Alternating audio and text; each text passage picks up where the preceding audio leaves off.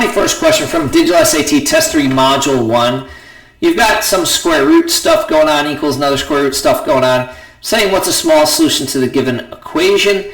Easiest thing, just plug it into Desmos. If I plug it into Desmos, I only see one solution. Remember, the solution is your x-intercept. So when I zoom out till I see the other solution, now I see more than one solution, and it's going to be the x-intercept there. It doesn't give you a number.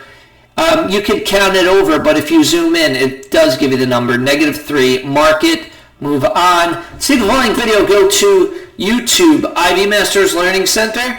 And then once you find the playlist for Test 3 Module 1, the longer videos are just above these shorter videos.